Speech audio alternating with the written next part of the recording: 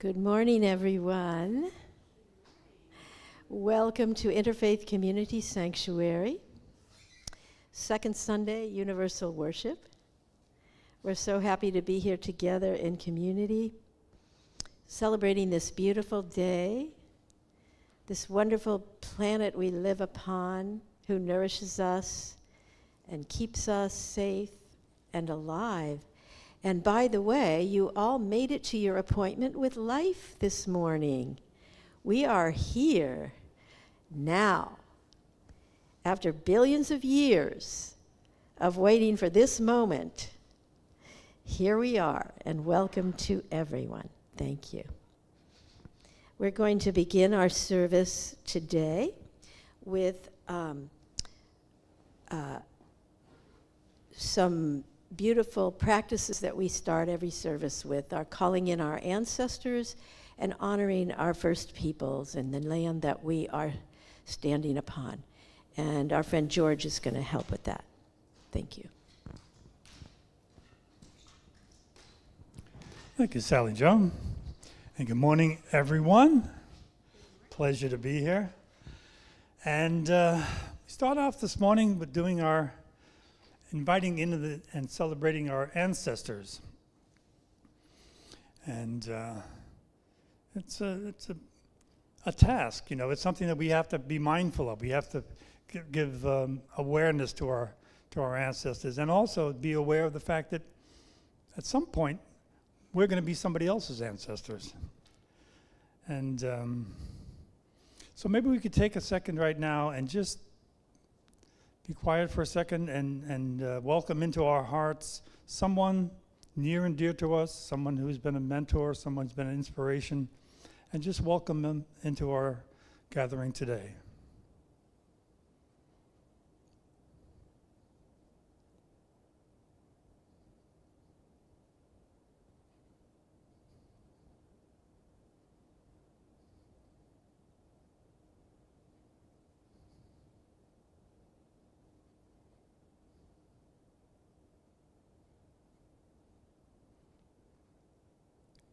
Okay, thank you. And whoever it is you welcomed, welcome here. And to celebrate our ancestors, I thought I'd do something a little different here. It's kind of, I'm going to read a little lyrics from a song, actually, but it's a poem and a song.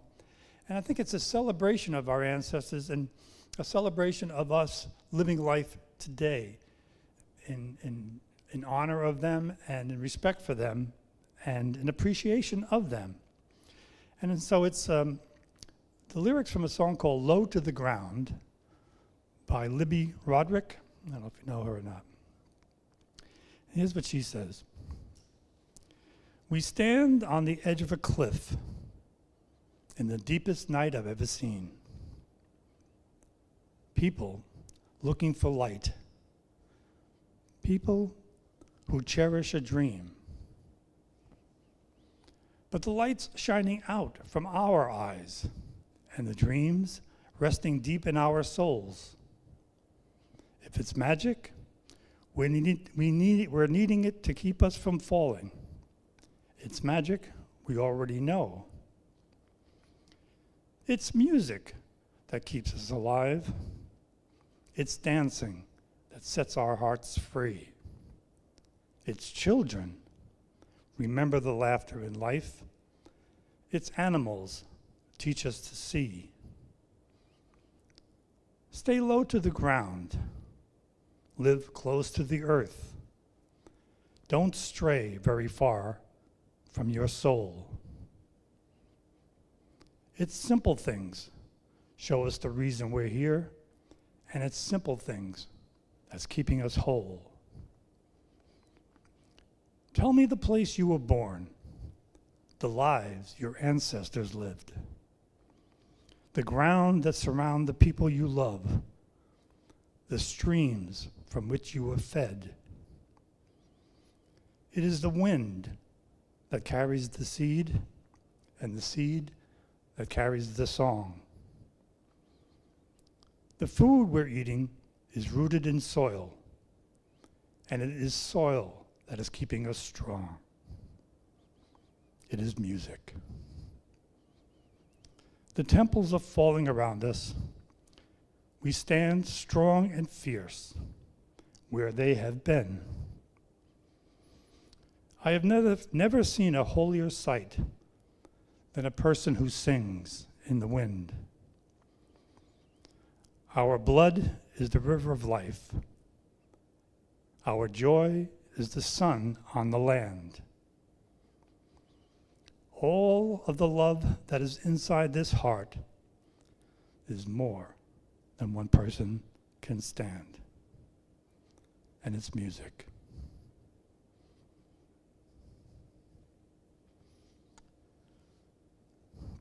And we also at this time would like to honor and respect our First Peoples. As we've talked about here oftentimes, we are sitting right now on the land of the Duwamish, and we honor them and respect them for the time they spent as stewards of our land so we could enjoy it today. So thank you for that. And we also each month give a little donation to their cause. They still around with us today, inspiring us, and you can participate. You can support them by going online to www.realrentduwamish.org. All righty. Thank you very much, Salisha. Thank you, George. And we also have to offer an offering for the Divine Feminine, with which Elizabeth will read for us. This coincides very nicely with what George read. Offering for the Divine Feminine, Mother Earth. Divinely feminine Mother Earth, born of sacred stardust, matured by refiner's fire. Captivated, she spins faithfully around Father Sun in an ancient dance through the cosmos. Their holy embrace renders every earthly being ever known. Humbly, she holds the secret of how it all began. The first insemination, the first birth, the first breath. Through the eons, her mystical collaboration with water, fire, air, and ether lovingly brings forth, feeds and shelters every walking, flying, swimming, creeping, slithering, and unfurling green child. From first to last breath, she earnestly, compassionately, most ardently holds one and all. Witness to innumerable souls living out innumerable destinies. In this time, in this beginning of a new year, our divine feminine Mother Earth, we ask, please guide and protect us once again as we spin around Father Sun and through the Milky Way with you. May we always remember our divinely feminine Mother Earth and live according to our divine inheritance. By Joey Klein.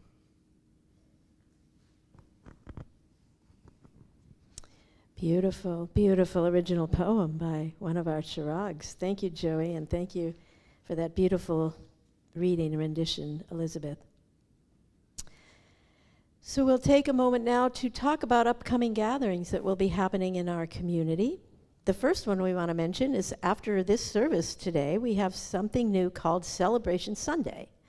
So after the second Sunday of every service, we will have a little bit of some goodies downstairs, and they're healthy goodies, mostly parfaits, as Joey has prepared for us, and we can prepare our own according to our own dietary restrictions with fruit and nuts and yogurt and whatever else pleases us there. We invite you all to come down, and anyone, we'll all celebrate together, and particularly hold up anyone who has a particular event to celebrate this month, whether it's a birthday or a birthday of a child or a wedding or anniversary or a commemoration, whatever you might like to mention, we'll celebrate together. That'll happen right after the service today. And it will be a regular feature of the second Sundays. So that's a new offering that Joey came up with, and we thought it would be a great idea. We also have weekly classes coming every day of the week, different evenings. Mostly they're in the evenings, and then on the weekends during the day.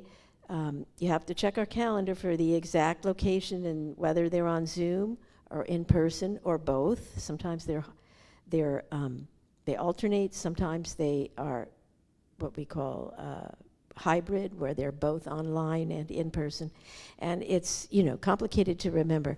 But it's always good, and we have many people who come to these events who you may not even know from the Sunday services. Some people cannot come to the Sunday services for various reasons, but they come to other gatherings, and they still are very much a part of our community here, and we'd like to remember that and recognize that, because we have a very broad swath of people and activities that we try to include in everybody's spiritual development, in a sense. And speaking of spiritual development, Jamal has started a new spiritual development class. Just yesterday started the first one, and it's a 6-week class on Saturday mornings on Zoom from 10 to noon. The classes are recorded, so if you missed the first one and would still like to join, that's possible. It is one where you register and join, because we do send the Zoom link out to the folks who are registered for it. We're studying the book that we're also working on as our discernment, which is this beautiful Thich Nhat Hanh book, Zen and the Art of Saving the Planet, and we're dipping into it.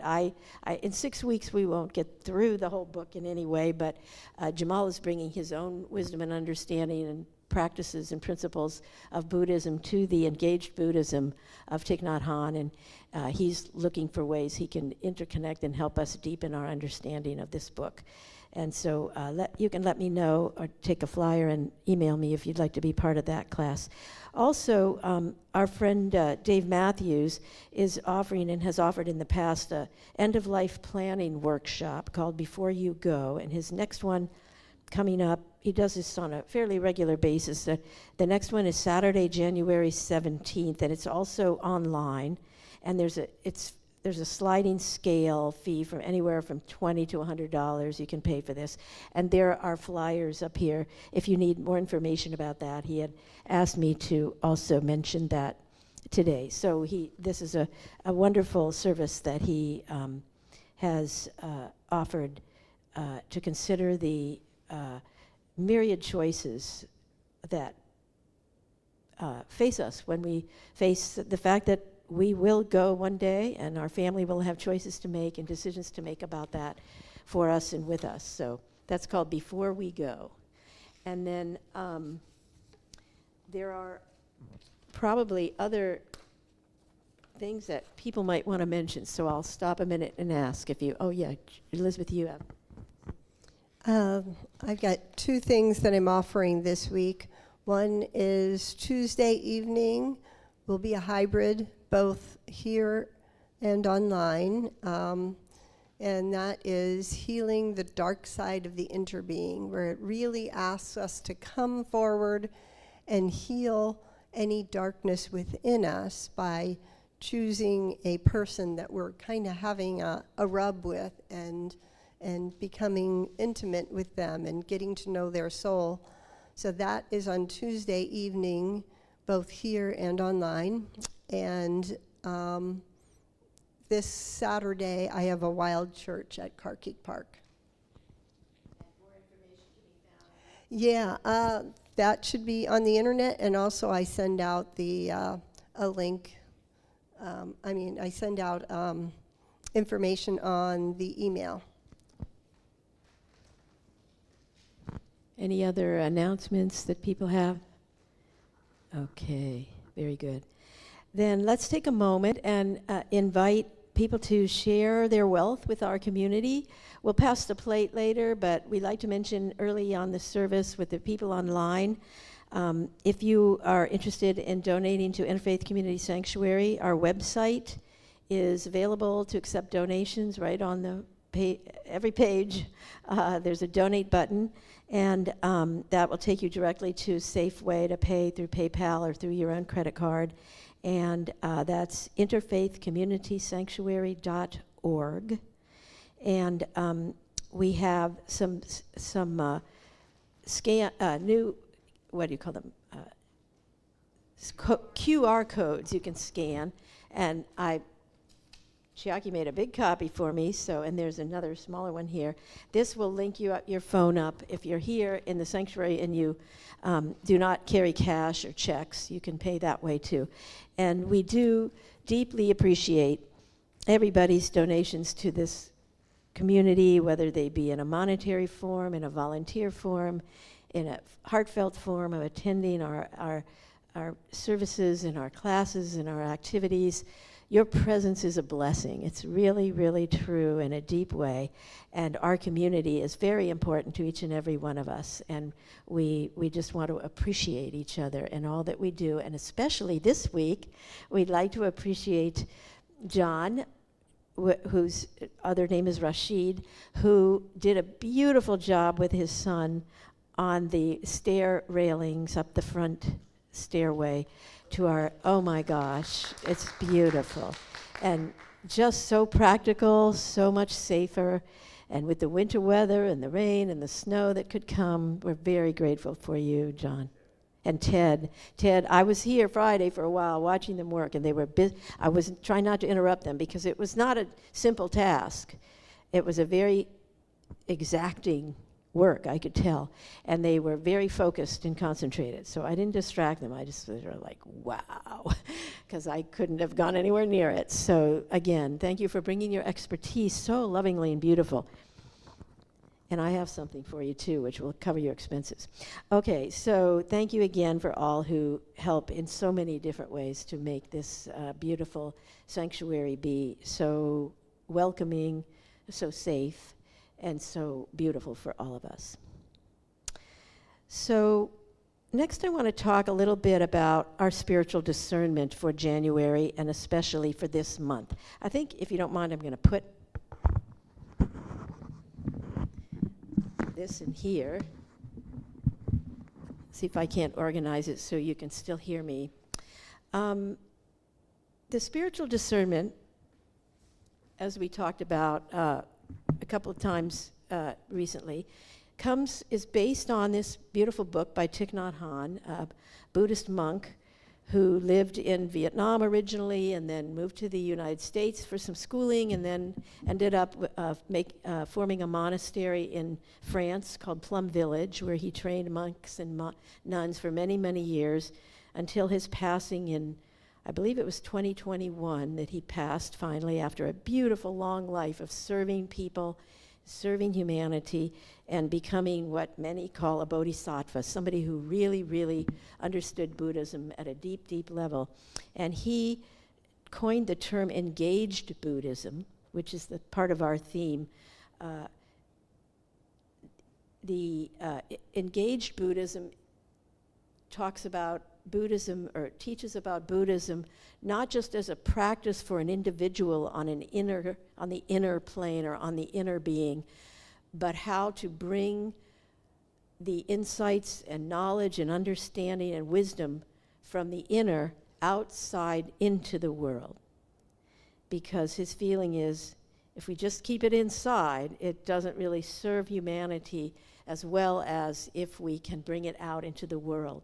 And if we try to serve the world, which many people do serve the world in many ways, and they don't have anything to do with Buddhism, and that can be beautiful too, but if we try to serve the world without some kind of spiritual grounding and spiritual basis and deeper understanding, we're more likely to make poor choices just about how we do it and when we do it and where we do it and under what conditions we try to make changes. So the encouragement is that we find deeper understanding and wisdom at the same time that we serve the world. And that's the basis of engaged Buddhism.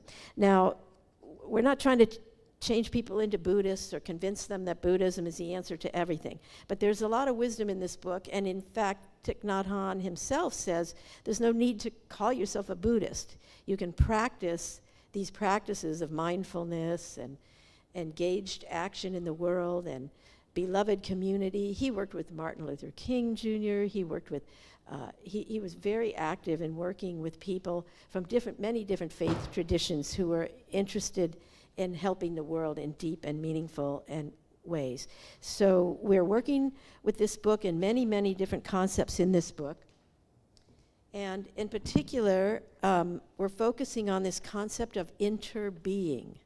And again, that word is a word that Thich Nhat Hanh coined, interbeing, but it's a concept that's existed in the world for thousands, maybe forever, but certainly for thousands of years, and it's been called by different things. Interconnectivity,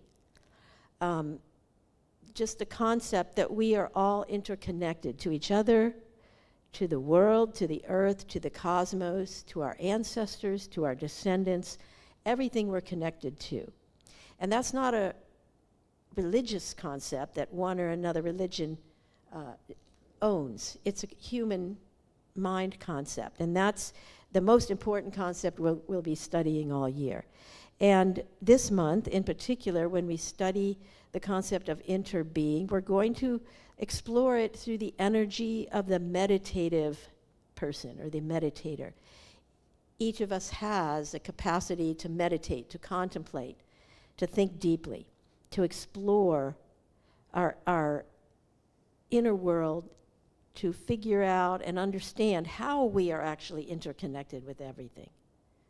Because I may be perfectly happy to be interconnected with a beautiful cardinal that's sitting on the branch outside my window, but if I see a bug crawling on my bedroom floor, I might not really want to be interconnected with that little guy, and I might want to stomp him out because he makes me nervous, right? So what do we mean we're interconnected with everything? Do we have to be interconnected with everything? Well, this is one of the things we're going to be exploring. And through our meditation, we hope to look deeply, contemplate, reflect, develop clarity, develop calmness and relaxation, so that we can enter the present moment and cut through some of the illusions we have. The illusion that I have that I'm better than that little bug crawling on the floor, that's an illusion. That's something I grew up with. He probably wouldn't agree with it if you were asked him who was the better of the two of us. We have these illusions that we're not really connected, or really that some creatures matter more than others, or that we don't have to put up with certain things if we don't want to, that kind of thing. And this causes a lot of suffering in the world when we think of others as out there and ourselves as different. So we're going to be exploring that and look at it through the energy of the person who's thinking about it, contemplating it, meditating about it. And we'll talk later about what we really mean by the word meditation. It's not necessarily one form of sitting on a prayer rug or on a cushion and meditating in silence. There are different ways to do it. So that is our theme for this month, and people will be approaching it through a lot of different ways, including myself. And I'm exploring it with everybody else. So there's no teacher here. We're all teachers and learners alike, and we're all exploring these ideas together, and I invite you to enter into that exploration. So with that, we will begin with the universal worship, and I hope that you will enjoy the scriptures that we have chosen today from the different traditions, which I think you'll see focus on this whole concept of interbeing and how we can gain wisdom and insight of interbeing through our meditative activities. So I'm going to, I'll ring the bell. Thank you.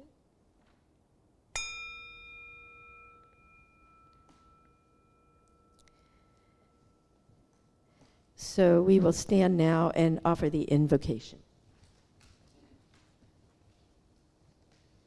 And it's in your program. toward the one, the perfection of love, harmony, and beauty, the only being, united with all the illuminated souls who form the embodiment of the Master, the Spirit of guidance. Thank you. You may be seated.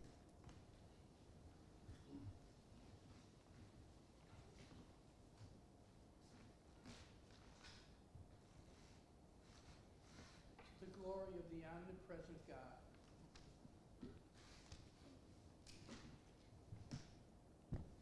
We kindle this light, symbolically representing the religion of Hinduism.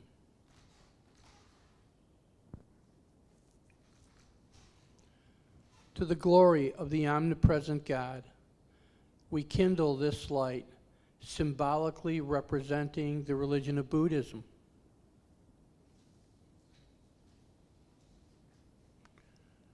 To the glory of the omnipresent God, we kindle this light, symbolically representing the religion of Zoroastrianism. To the glory of the omnipresent God, we kindle this light, symbolically representing the Indigenous traditions.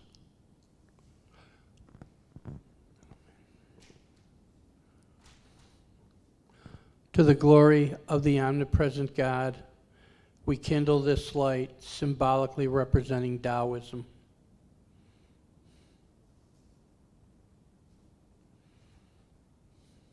To the glory of the omnipresent God, we kindle this light, symbolically representing the religion of Judaism. To the glory of the omnipresent God, we kindle this light, symbolically representing the religion of Christianity.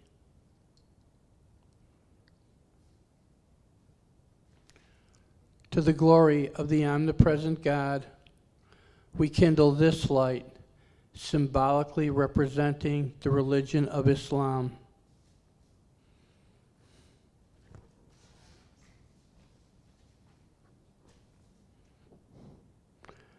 To the glory of the omnipresent God, we kindle this light, representing all those, whether known or unknown to the world, who have held aloft the light of truth amidst the darkness of human ignorance.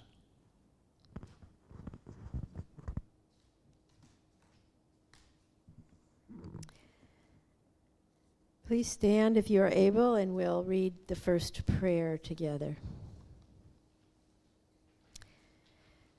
Praise be to thee, most supreme God, omnipotent, omnipresent, all-pervading, the only being. Take us in thy parental arms. Raise us from the denseness of the earth. Thy beauty do we worship.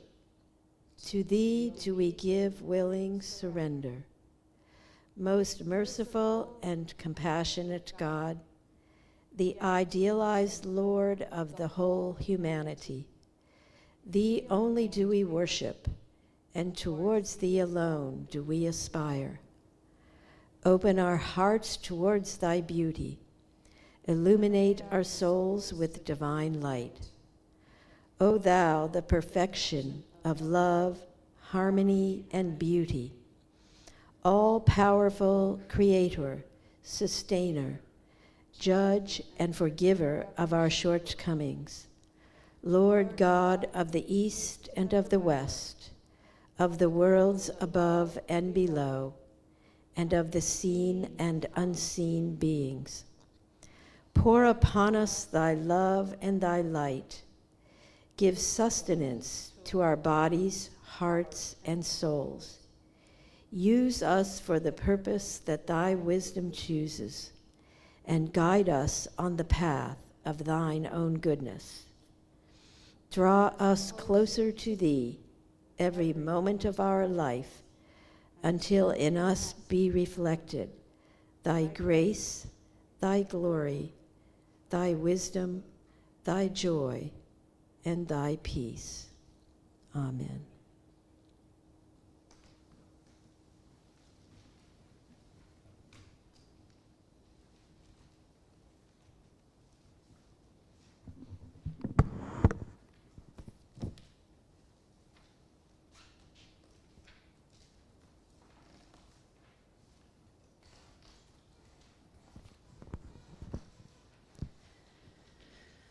A reading from the Hindu tradition, from the Shivatashvatara Upanishad. All is change in the world of the senses, but changeless is the Supreme Lord of Love. Meditate on God. Be absorbed in God. Wake up from this dream of separateness. Know God to be enshrined in your heart always. Truly, there is nothing more in life to know. Meditate and realize that this world is filled with the presence of God. We offer to the omniscient God our reverence, our homage, and our gratitude for the light of the divine wisdom.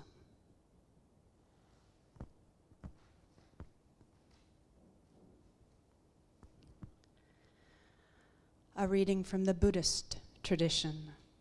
This is from Zen and the Art of Saving the Planet. I am the continuation of my parents. I am the continuation of my ancestors. This is very clear. I do not have a separate self.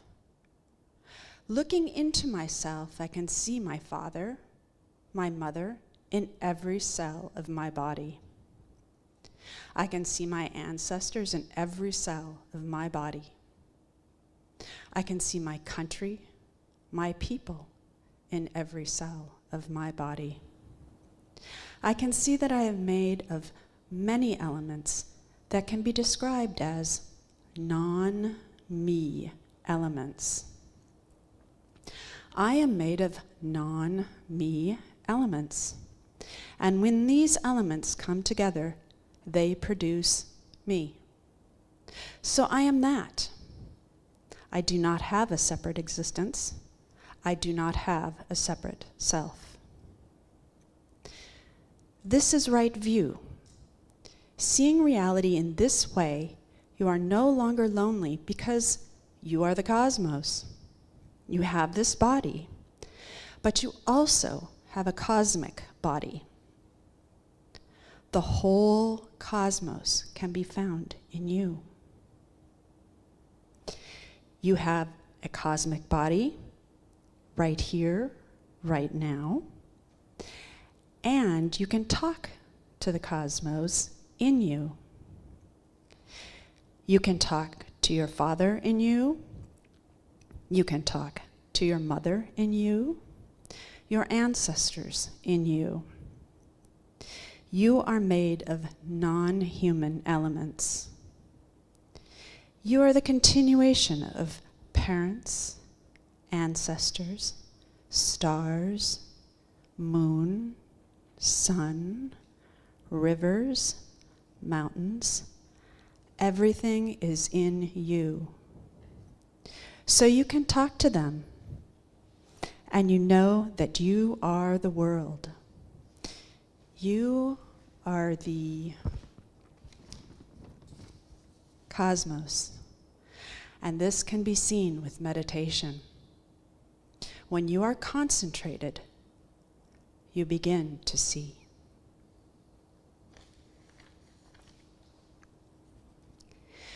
We offer to the omniscient God our reverence, our homage, and our gratitude for the light of the divine compassion.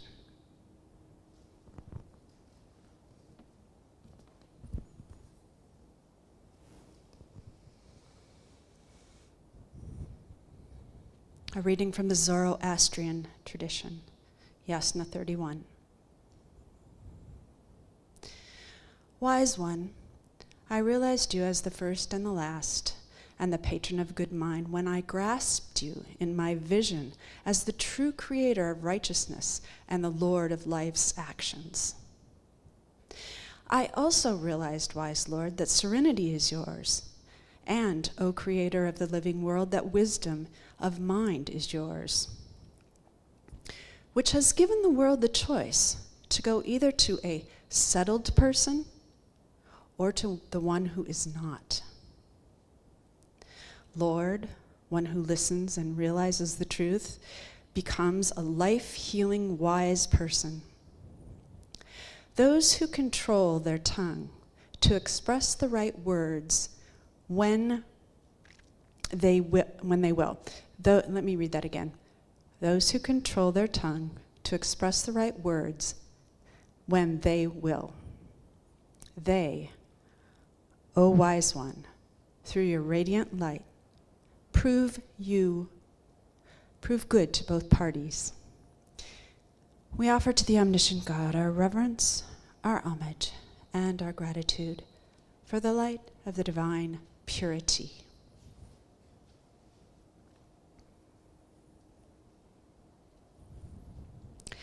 A reading from the Taoist tradition, from the Tao Te Ching. In harmony with the Tao, the sky is clear and spacious. The earth is solid and full. All creatures flourish together, content with the way they are, endlessly repeating themselves, endlessly renewed. When man interferes with the Tao, the sky becomes filthy, the earth becomes depleted, the equilibrium crumbles, creatures become extinct. The master views the parts with compassion because the master understands the whole. The master's constant practice is humility. The master doesn't glitter like a jewel, but lets himself be shaped by the Tao as rugged and common as a stone. We offer to the omniscient God our reverence, our homage, and our gratitude for the light of the divine way.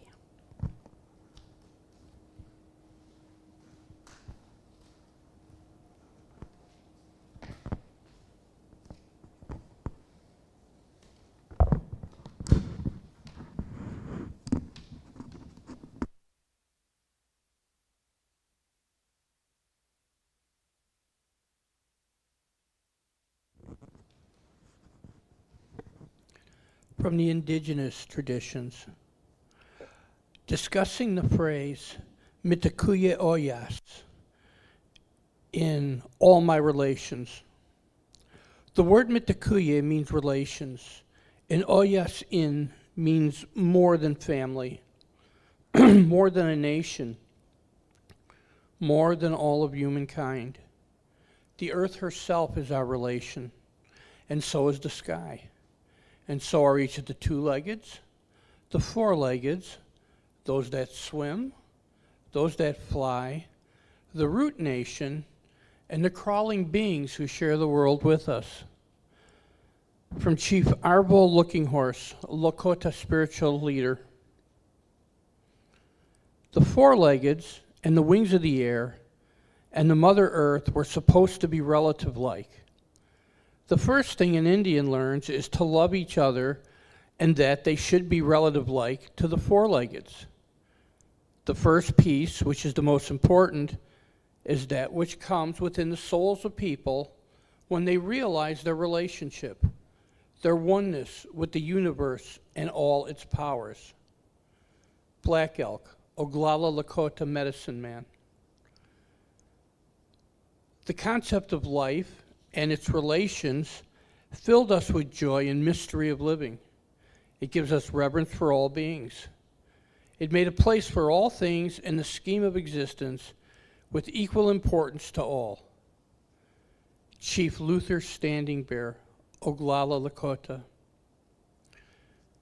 We offer to the omniscient God our reverence, our homage, and our gratitude for the light of the divine nature.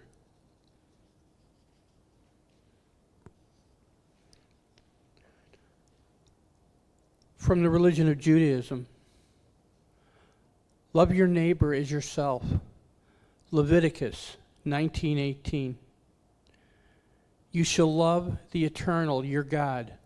Deuteronomy 6:5.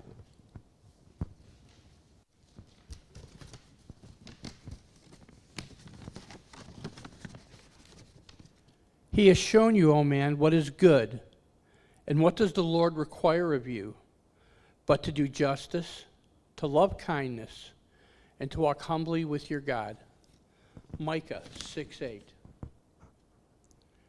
Love the stranger as yourself, because you know the feelings of the stranger, having yourself been a stranger in the land of Egypt.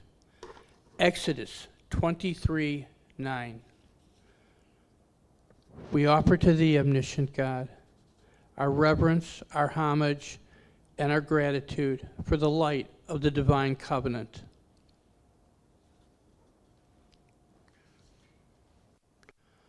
From the religion of Christianity. Most High, all-powerful Lord God, yours are the praises, the glory, the honor, and all blessings. To you alone, Most High, do they belong, and no man is worthy to mention your name.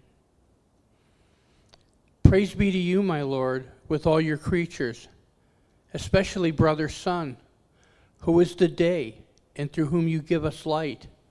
And he is beautiful and radiant with great splendor, and bears a likeness to you, Most High One. Praise be you, my Lord, through sister moon and the stars. In heaven you formed them clear and precious and beautiful.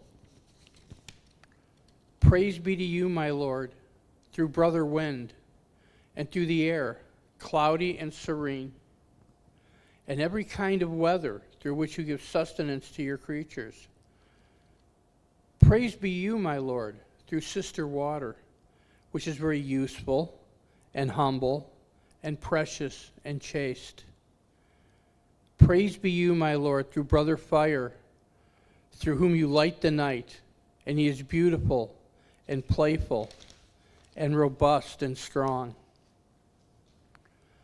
Praise be you, my Lord, through sister Mother Earth, who sustains us and governs us, and who produces varied fruits and colored flowers and herbs.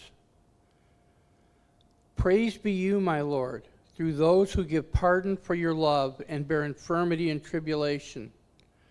Blessed are those who endure in peace, for by you, Most High, they shall be crowned.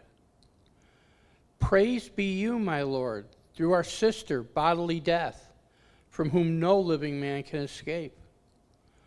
Woe to those who die in mortal sin. Blessed are those whom death will find in your most holy will, for the second death shall do them no harm. Praise and bless my Lord, and give thanks, and serve him with great humility.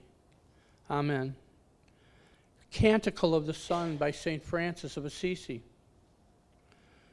We offer to thee, omniscient God, our reverence, our homage, and our gratitude for the light of the divine self-sacrifice. From the religion of Islam. Every somewhere you turn is the face of Allah. Quran 2:115. Indeed, Allah does not change the condition of a people until they change what is within themselves. The Quran, Surah 13, verse 11. This groggy time we live, this is what it is like. A man goes to sleep in the town where he has always lived, and he dreams he is living in another town. He believes the reality of the dream town. The world is that kind of sleep. The dust of many crumbled cities settles over us like a forgetful doze, but we are older than those cities. We begin as a mineral. We emerge into plant life and into the animal state, then into being human, and always we have forgotten our former states, except in early spring when we almost remember being green again. Humankind is being led along an evolving course through this migration of intelligences. And though we seem to be sleeping, there is an inner wakefulness that directs the dream. It will eventually startle us back to the truth of who we are. Jalaluddin Rumi. We offer to the omniscient God our reverence, our homage, and our gratitude for the light of the divine unity.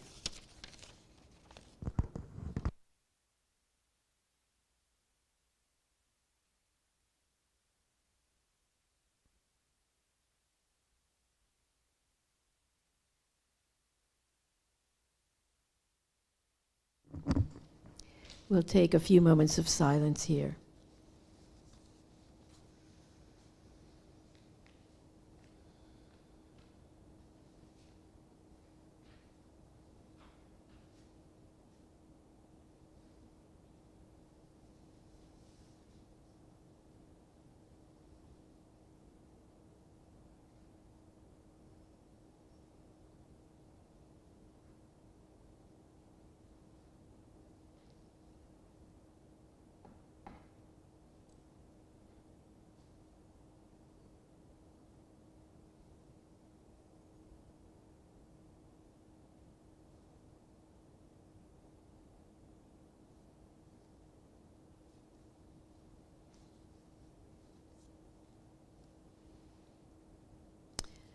Let us now stand for the second prayer, which is in your program.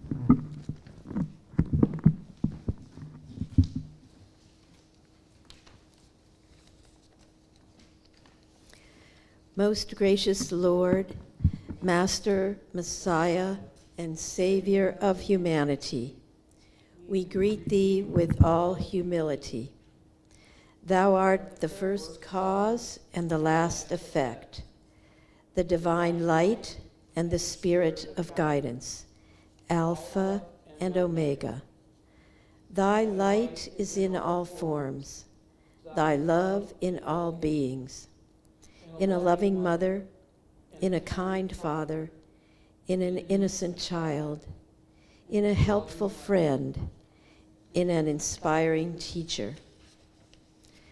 Allow us to recognize thee in all thy holy names and forms, as Sita and Rama, as Radha and Krishna, as Shiva and Shakti, as Buddha. Let us know thee as Abraham, as Solomon, as Zarathustra, as white buffalo calf woman, as Moses, as Jesus, and as Mary, as Muhammad, and in many other names and forms, known and unknown to the world.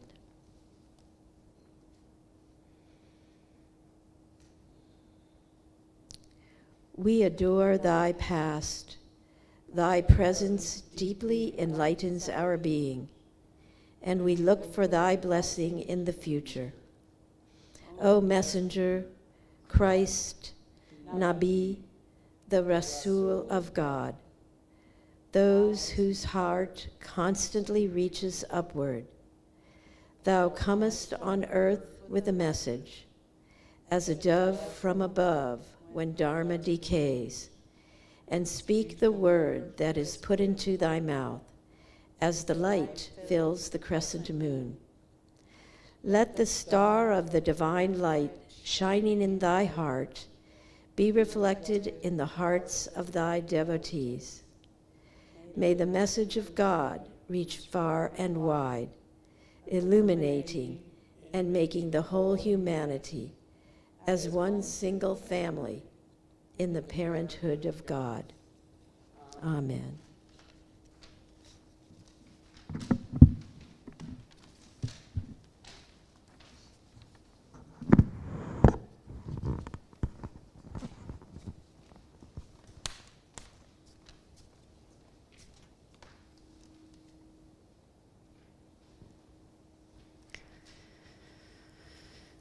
The holiest of holy books is the book of nature.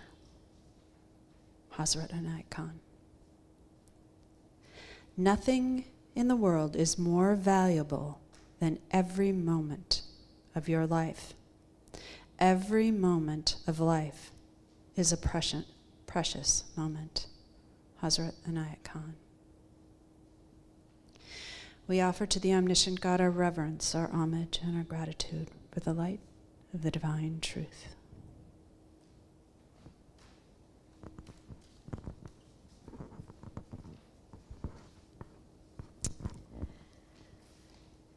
So I have a few minutes here to, I'd like to guide us in a meditation that will be, again, a practice of meditating in the sitting form, which we're used to in this community a little bit.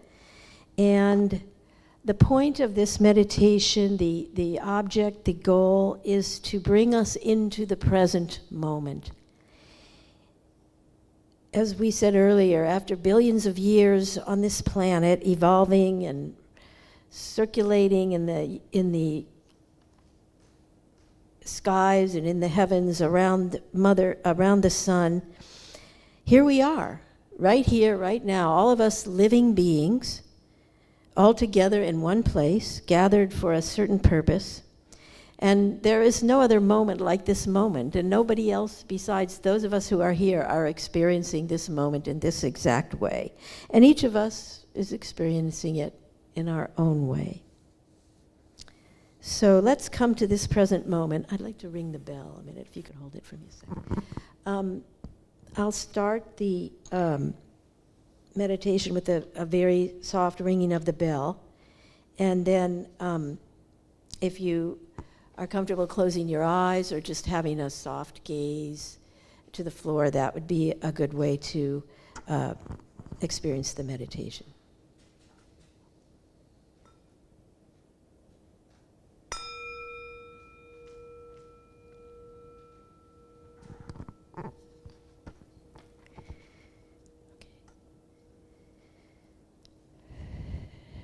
Breathing in, I become aware of my in-breath. Breathing out, I am aware. Breathing in, I am aware of my in-breath. Breathing out, I am aware of my out-breath.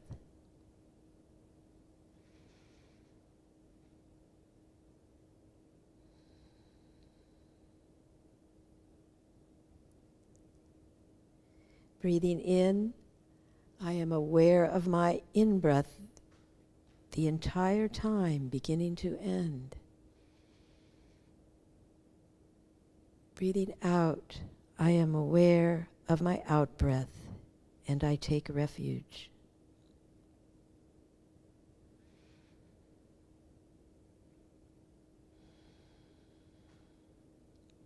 Breathing in, I am aware of my entire in-breath.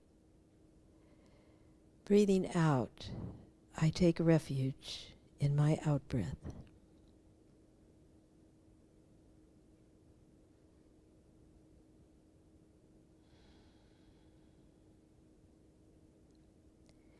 Breathing in, I am aware of my body. Breathing out, my body is alive and present. Breathing in, I am aware of my whole body. Breathing out, I am alive and present.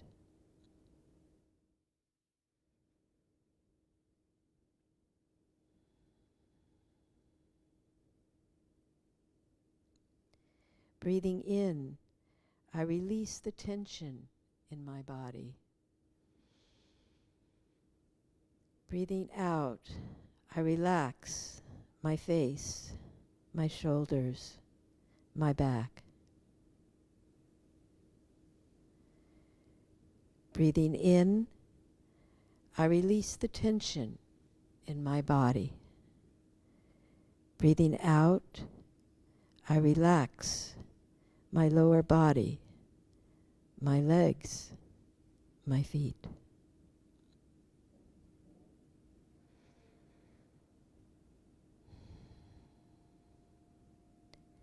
Breathing in, I feel alive in my body, and I realize I am living on Mother Earth. Breathing out, I smile at Mother Earth, who is sustaining me. Breathing in, I realize I am living on Mother Earth. Breathing out, I smile at Mother Earth, who sustains me.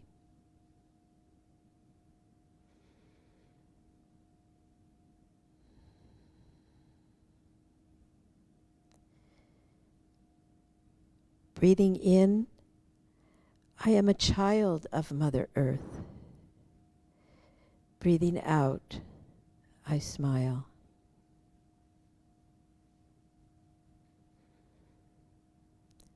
Breathing in, as a child of the earth, I am part of the web of life all around me. Breathing out, I am a child of the earth and the web of life.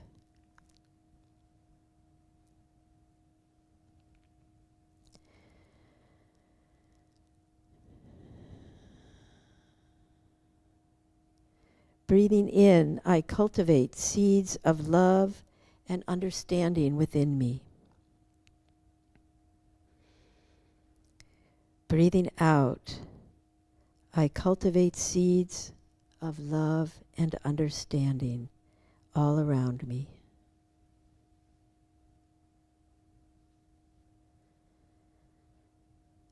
Breathing in, I cultivate love and understanding within me. Breathing out, I cultivate love and understanding all around me.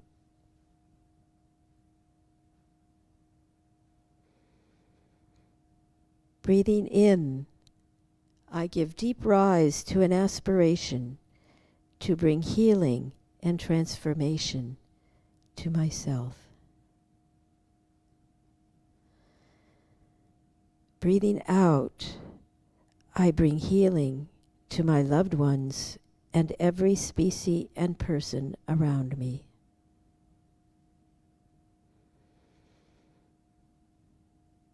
Breathing in, I bring healing, love, and transformation to myself. Breathing out, I bring healing, love, and transformation to all around me.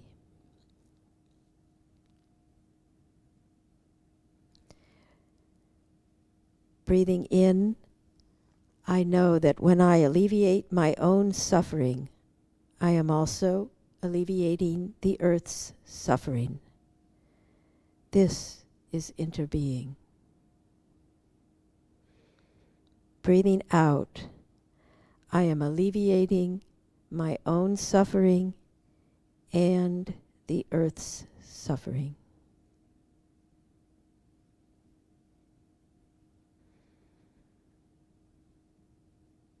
Breathing in, I am alleviating my own suffering.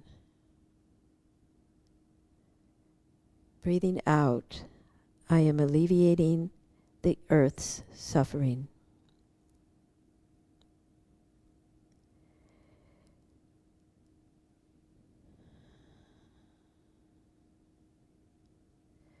Breathing in, I am aware of life present within me. Breathing out, I am in touch with life all around me, and I smile.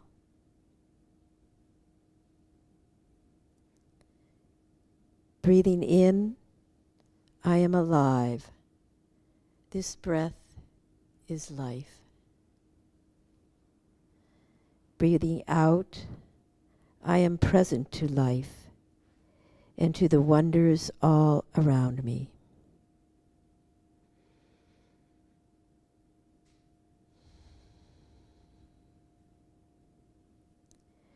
Breathing in, I am alive. This is life. Breathing out, I am present to life and to the wonders around me. This is interbeing.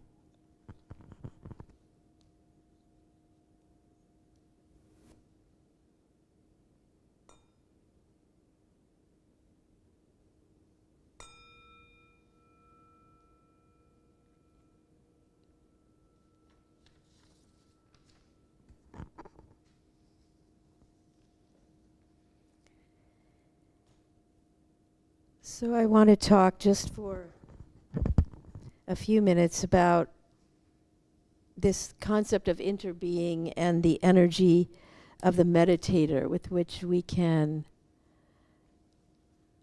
I think, at times get in touch with the interbeing of ourselves with the cosmos and with the earth. And I'd like to mention a few things about meditation before we go any further, which is, I think a lot of us, as I said earlier, think about meditation as sitting on a prayer mat or a rug and with your legs crossed and quietly contemplating, and that's a very important and common form of meditation. And we also learn that meditation is a state of mind. It's a state of mind where instead of flitting around with our thoughts through the world, through the past and the present and the future, and jumping around from one issue to another and one question to another and one thought, a reminder, this or that, the running around of the mind calms down in meditation. And part of the point is to clear the mind of some of the, well, mishigash, we call it in some languages. The stuff that's the rattle of the cage of monkeys is what Jamal sometimes calls it. And the idea is that those thoughts jump up as soon as we get off of the prayer mat pretty quickly, or we jump out of bed or whatever. And the idea that Thich Nhat Hanh brings to us, and that the Buddhist tradition in general brings to us, is, all the Buddhist teachers talk about this, is not can we get our mind quiet and get it to stop thinking, but instead to get it focused on the present moment, right here, right now, and what we're experiencing or feeling in our bodies. It's an embodied practice, and we don't have to be sitting down to do it. We can be walking, we can be washing the dishes, we can be vacuuming the living room, we can be lighting a candle, we can be doing anything. And if we are in the present moment, aware of what we're doing, then it is actually a form of meditation. We are relaxed, we're deliberate. It's a time when we're being thoughtful. We may be waiting for some insight, and some insight might come to us, but we're not impulsively reacting to thoughts that come up or things that might happen. Even a noise may startle us, and we're suddenly thinking, oh, who made that noise? Why did they do that? But if we're in a meditative stance, we can let go of that very quickly and go back to our relaxing, thoughtful self. And when we're in that state of mind and we're focused on something beautiful, especially if we're walking outside and we see a beautiful flower, or we see a beautiful multicolored bird, or we see a butterfly on the branch of a plant, that beauty rises up in us, and we can experience it fully in the moment if we are being mindful and if we are, quote unquote, meditating in that sense. And sometimes when we're meditating, we might be walking or thinking or sitting, and feelings will come up in us. And that's okay too, because if we can stay with the feelings and be present with the feelings and be curious about the feelings rather than judgmental about the feelings, then we have a form of mindfulness. In the Hindu tradition, there's a metaphor of two birds sitting on a tree. And the one bird is on the branch pecking away at the fruit and, doing his usual birdie things, flapping his wings and pecking at the fruit and looking for something else to eat. And the other bird is just sitting there watching the first bird, just observing, not doing anything him or herself. And that second bird, the branch on the same tree, the same branch on the same tree, that second bird is also within us, and it can watch, it can observe ourselves and our mind rattling around. There's another part of our mind which can say, oh, what am I thinking about now? Where did I get off on that? Huh? What? And it kind of listens to itself thinking. Now, who is the real mind? Well, that's a question only we can answer for ourselves. But the truth is we all have an observing mind. This is called metacognition. I used to teach my students about this in school and to teach them how to figure out how they were learning. Metacognition is the part of our mind that observes other parts of our mind. And that's the part that we reach into when we are in a meditative state. We're just there, observing, experiencing, maybe being curious. Oh, that's interesting. Wow, wonder where that came from. That's the observing mind. And with that observing mind, I think, is where our insights come. Now, I'm exploring this with all the rest of you, so I'm sure that everybody has their own ideas about what a meditation is all about. I encourage you to observe yourself throughout the day and figure out how you would define meditation. When are you in a meditative state versus when you're not? See if you have experienced any difference in that, in a meditative state versus another state. I've noticed when I'm playing the piano, which I do pretty much every day, and I do something called practicing the piano. I have pieces I'm trying to learn and learn how to recreate and get the sound that I want from the notes that I play.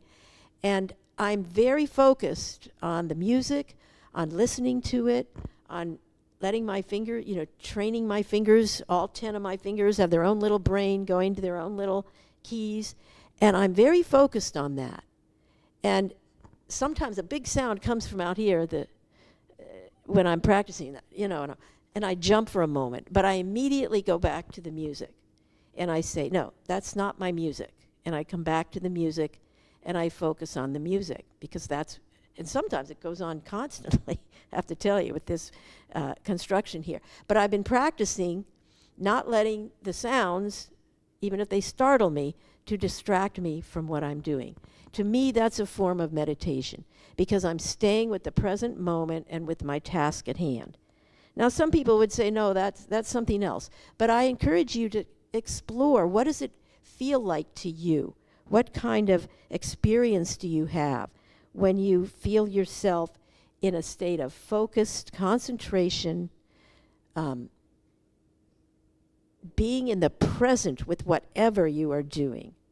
I bet, John, when you and your son were out there working on the railings, I bet you were in a very, I could tell by watching you, you were in a very focused state. You might have even been talking to each other, but you were very focused on one thing together and making that thing happen right this minute with the conditions we had going on with us. And that I would consider myself personally a form of meditation.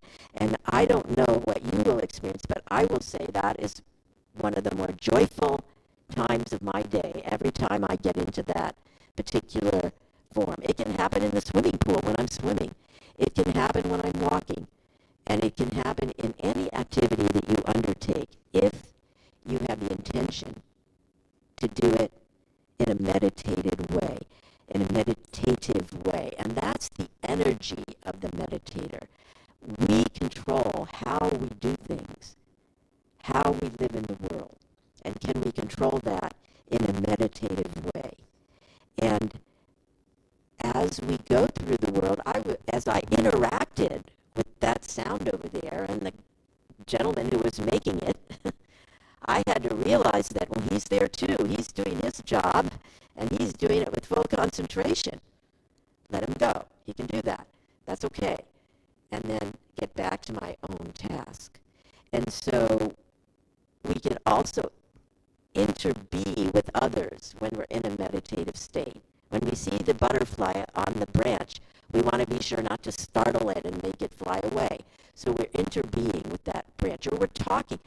Oh, what a beautiful butterfly. I'll walk by a flower as I come down my front steps, and I'll see a rose has bloomed. Oh, you decided to bloom today. Thank you. I'm so delighted to see your beautiful blossom. And I talk to the flower because it's beautiful, and I experience it, and I want it to know that I experienced its beauty. So interbeing in a meditative state is really fun. You should try it. And I'm sure you have, and I'm sure you do. And I hope that when you do, you report back to us what you experience and how it makes you feel, even if it's painful. Now I'm going to say one more thing here, which is a little more personal in nature, but I'm okay with that because I trust this community. Last week when I was swimming, I had a beautiful swim. I'm very focused when I'm swimming, and I have certain, I do chanting in my head while I'm swimming. So I'm in a very rhythmic state. I'm very relaxed. I know I'm just swimming back and forth across the pool, and I know where I'm going, and it's all very comfortable and refreshing.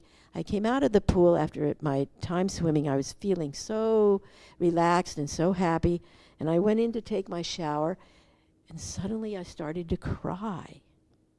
I mean, cry, tears down my face. And I went, what is this? And I was very curious. Luckily, I was in a shower where nobody could see me. But I was curious. But it didn't frighten me. I asked myself, what is this about? And I realized that I was thinking about my mother, who passed away almost 20 years ago now. I was very close to my mother. And for some reason, I was thinking about my mother, who was basically an orphan. She had told us that her mother died when she was very young. I never knew how old she was when her mother died, but she said her mother died when she was very young. She never knew her mother. I never knew her mother. And she never talked about her mother. My mother didn't except to say that she had passed away when she was very young. Suddenly, the tears were flowing down my face because I realized I had never thought about my mother as a child. I had only thought of her as a mother, as my mother, as the mother of my siblings, as the wife of my father. I had always pictured her and thought of her as an adult. And this was very sad to me. It brought a lot of pain because I wanted to tell her that I understood that she was also a child. She was not just a mother. Now you may say, well, that sounds like a terrible experience, but I'm telling you, it was not a terrible experience. It was an experience of connecting with my mother in a way I never did or never could while she was alive. And I was being given a gift of connecting with her right then in that moment. And I treasured it. It was precious to me. And when I recall it, it's still precious to me. I don't know any more than that about it. But I want to encourage you to take your time and explore this and see what happens with you. I think we're all going to continue to be surprised by what is possible and what might happen. But be careful. Take care of yourself while you do this. I was very gentle with myself. I let myself cry, and I let myself wonder, and I'm still wondering. You can tell.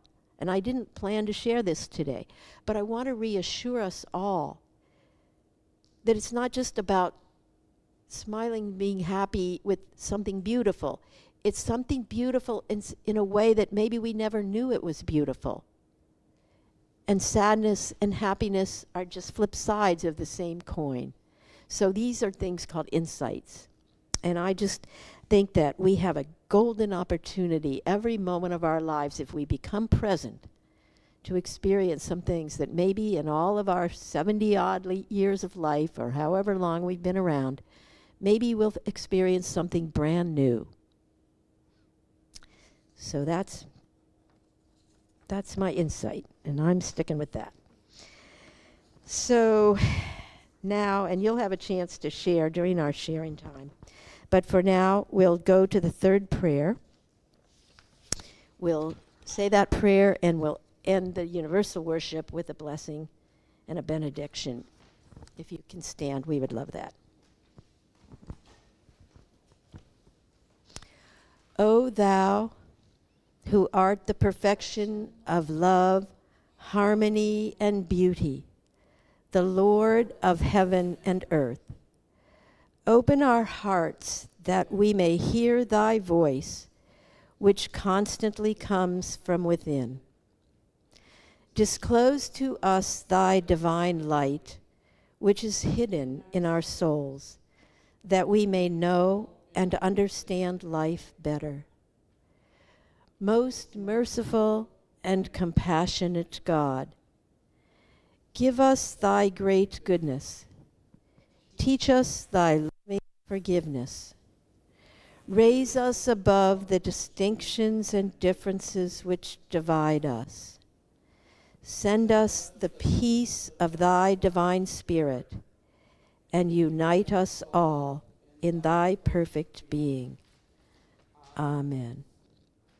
If you can remain standing for just another minute, we will give a blessing to Shrugs. We'll give a blessing to you all, and then we will end the part of our service that is the universal worship. May the blessings of God rest upon you. May God's peace abide with you. May God's presence illuminate your heart now and forevermore. Amen. Thank you.